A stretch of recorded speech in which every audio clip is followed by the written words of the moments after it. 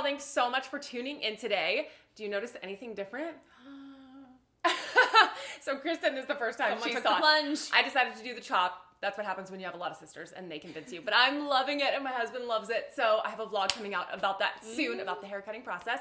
Anyways, if you like this video and you want to see more from us, definitely like and subscribe.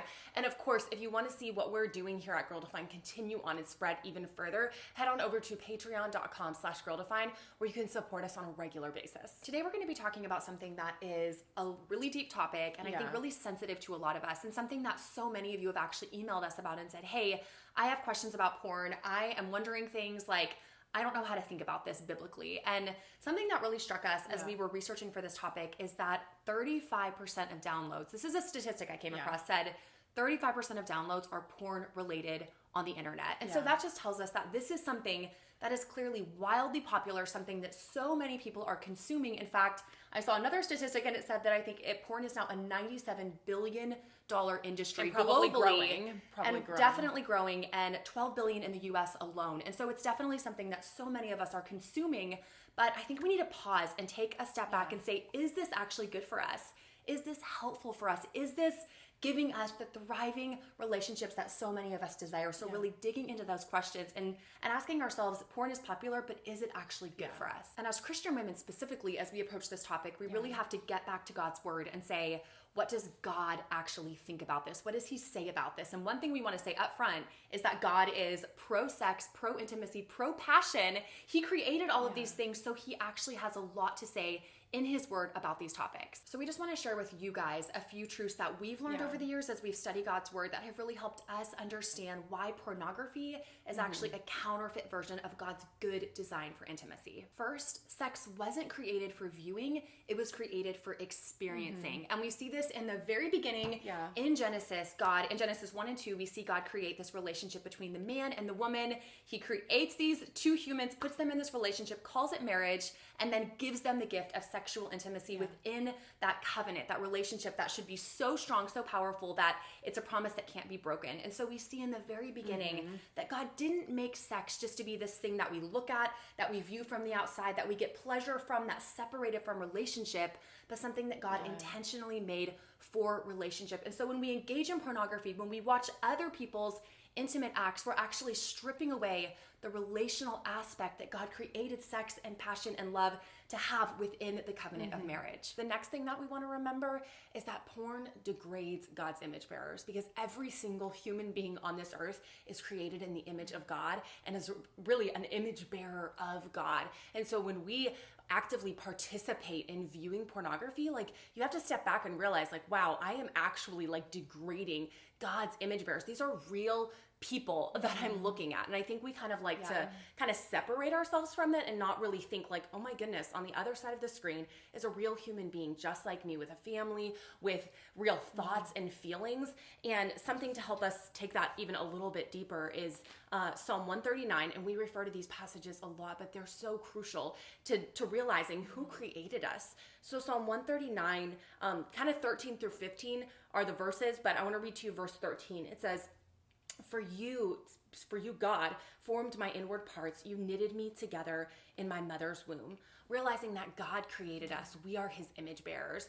And by choosing to look at porn, you are not only degrading God's image bearer, but you are actively participating and helping a horrific billion-dollar industry thrive, an industry that preys on innocent women, innocent children, women who often are kind of manipulated. Some are forced to be in that industry. And I just think it's so important for us to take a step back and say, do I want to be a part of this? Do I want to help promote this industry that is really so terrible for so many men and women? Another thing to consider is that porn hurts us and our relationships. And this isn't just something that we're seeing in God's word. We do see that in God's word, but we see this in Christian research and in secular research. And so I just want to read to you really quick an article titled Brain Chemicals and Porn Addiction.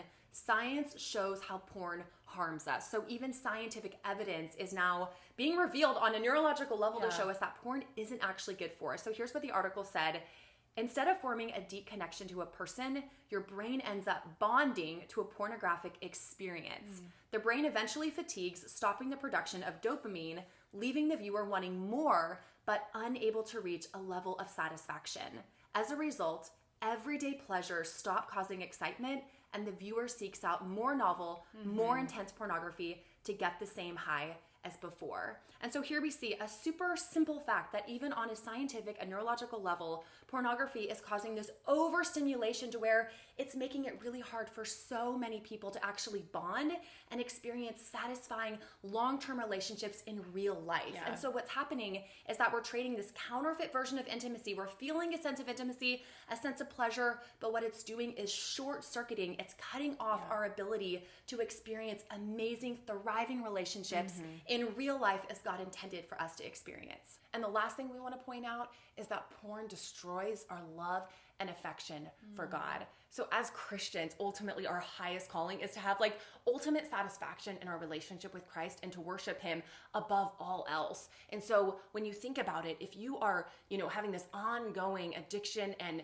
really like making porn an idol, you can't really worship God and indulge in that at the same time. You're either going to put one before the other, and God really calls us to worship him above all else. And that's, I think, the most important thing to remember, because we can have the statistics and the facts, but ultimately our entire life is learning and growing in our relationship with God and learning how to thrive in that relationship and worship him more fully. I think it's so important to go back to God's word for this particular point, because if we don't have God's word helping guide us to know how to think, how are we supposed to know what's true? And so for me and for you, I know this is so important, but Luke 10:27 says, "You shall love the Lord your God with all your heart and with all your soul and with all your strength and with all your mind, and your neighbor as yourself."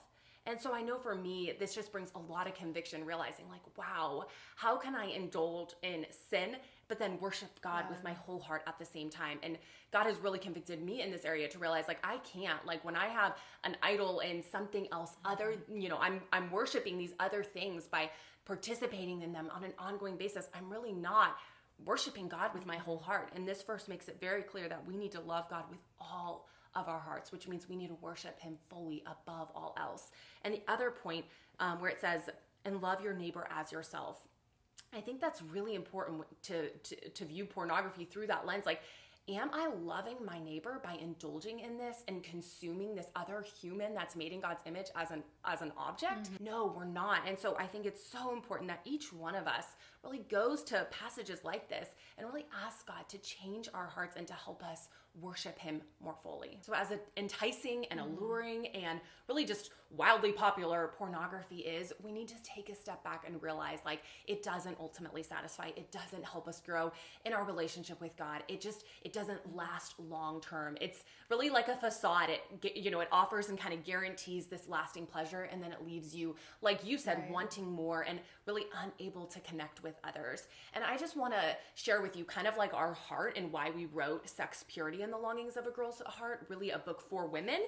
And I'm pulling it out from from the chair, but Sex, Purity, and the Longings of a Girl's Heart. So we wrote this really to help us understand like God's heart for creating us as sexual beings, people who desire intimacy, because like you mentioned in the beginning, God isn't a killjoy. He created us in the beginning, Adam and Eve, to enjoy sexual pleasure. And so I think it's so important for us to have that greater view of God and realize he is for us and he wants us to have that freedom, that hope, and to really thrive. And so if you're someone who's saying, yes, I want to do that, I want to dig into God's design, I would encourage you to grab a copy of Sex, Purity, and the Longings of a Girl's Heart. We'll link it below. But just thank you so much for being here with us, for chatting about this topic. We're just so thankful that you joined us. And again, if you like this video, give us a thumbs up. If you want to see more from us, subscribe. And absolutely, if you love this channel and you're like, yes, I want to see it continue on, we would just ask you to join our team, join the sisterhood by donating through patreon.com/GirlDefined, $1, $2, $3 per video. It really does help us continue what we're doing. You know it's getting bad when you're pulling clothes out of your trunk that you're supposed to give away. That's a better idea. I should actually keep those in my car, like a box with clothes for vlogs. Oh no, I think my phone was there the whole time. That's fine. Or So many it's just a tiny little. Nice. A little bit long, but I didn't take a break. Yeah, that's true. No, Sadie. Once porn. I don't know if I want to say that. Okay, nice. You did the outro all at once. Boom.